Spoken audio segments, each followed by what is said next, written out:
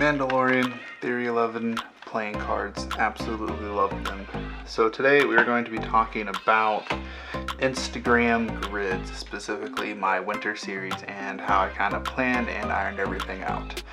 So if you're not following me on Instagram, go check out my feed. I'm going to throw up some images as I'm talking about them. So let's start with last year just being a very bad year for trying to be creative, especially for photography and a lot of video people. Everything was canceled, a lot of things just didn't happen the way that we envisioned them. Did pretty well up until the fall. Last fall I don't think I hardly took my camera out. It was just very busy for me and I just didn't feel very creative to go out and try and get these photos. So it kind of just transitions from summer directly into winter. My last photo of the kind of summer fall series, and fall here in Oklahoma just didn't really happen with all the ice and snow that we got early on. So my last kind of photo for the winter was this photo kind of along the highway, pointing out to a field of a scissortail flycatcher, and then we go straight into winter. So like I said, it snowed and there was an ice storm here very early on that kind of took away some of those leaf peeping adventures that I would have been going on to go try and collect. So it snowed here. I can't remember how early it was, and my brother, another photographer, coaxed me out and we were able to go get some photos of some American bison just about 8 minutes outside of town. Absolutely stunning, and the experience was something I will probably never forget.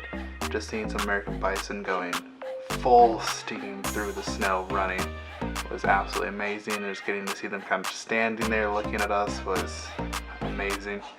So I started out with that. I got, I don't know, some 20, I feel like, images overall that I've been able to share over this winter, and I broke those up. One thing that's kind of been a problem for me in the past is consistently posting. You know, I get like a good series of images from a sunset or from some kind of event, and I struggle to consistently post those across social media. So I decided to break it up, post 1 to 2 every other day, and then like winter was coming to a close and I really ramped up posting. So from there, we kind of transitioned to some photos we took at the El Reno Lake the second time it snowed, and some of the other photos such as the hawk and everything came at about that same time. And then there's this sunset time lapse, and that was kind of like my halfway marker for, okay, winter is getting close to ending, want to start trying to brighten it up and introducing some more color. And then I started to one of the last snowstorms or snows that we got, and we saw some horses out in the field, 2 different actually fields. One of them was more kind of like farm and ranch horses, another one was some more, I don't want to say wild horses, but they're kind of just free roaming horses. So I was able to get some really beautiful pictures of them, and that was kind of like, okay, this is kind of my second series. It's a lot more colorful. The horses are a lot more vibrant. Not as much snow, so that was one thing that I didn't really care, but it kind of also went into what I was trying to portray with my winter grid and timeline and everything like that. So then I started introducing more color, start introducing some different elements here and there, and then we kind of get to, alright, spring's here.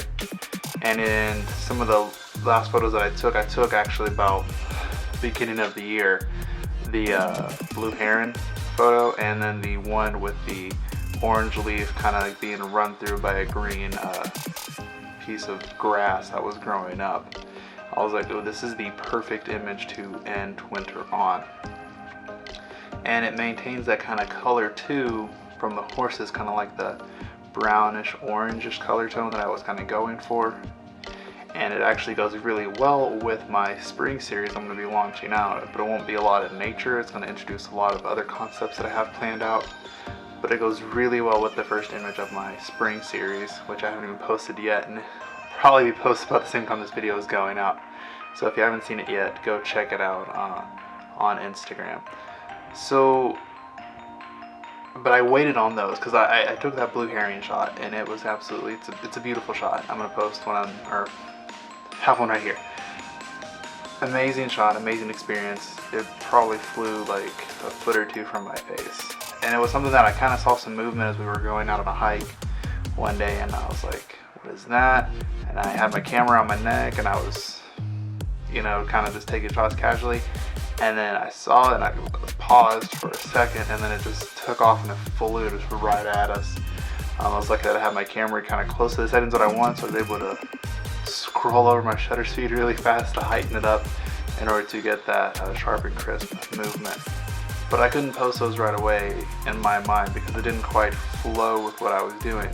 And then if you also see, one of the other images that I ended winter on was another American bison, taken at the same time as the other ones, and that is actually pretty close to how it came out of the camera. There was just a little bit of detail in the background, but that's how it came out. It was almost solid white, and I was like, okay, this is another one that, like, it's gonna tie everything and it's gonna come all the way back full circle.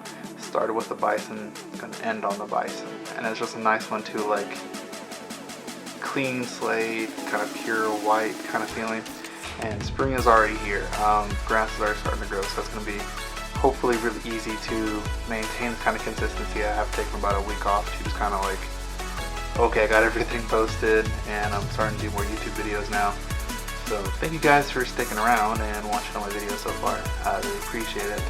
But now I'm starting to pick up a lot of other projects. You know, everything's starting to calm down and come back to life in the photography world, video world, commercial world, and out in nature.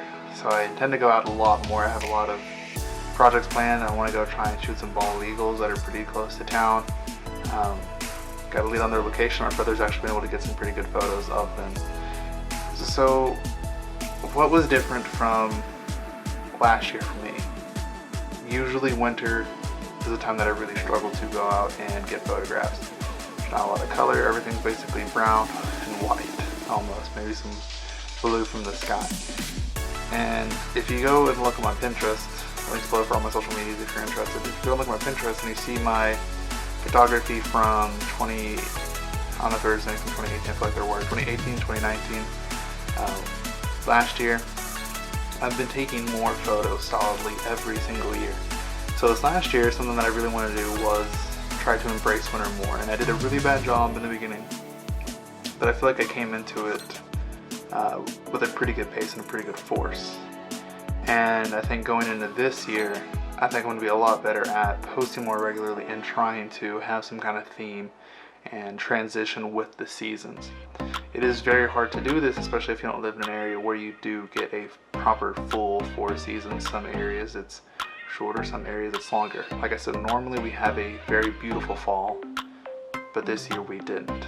So some steps I want to take next year is to try to diversify kind of like what constitutes winter. Just because there's not snow doesn't mean you can't get some kind of winter pics or something that like flows in with that timeline. Now for me, that is probably always going to be some kind of wildlife, for instance, but there doesn't have to be snow. It just has to be how you're framing it and shooting it.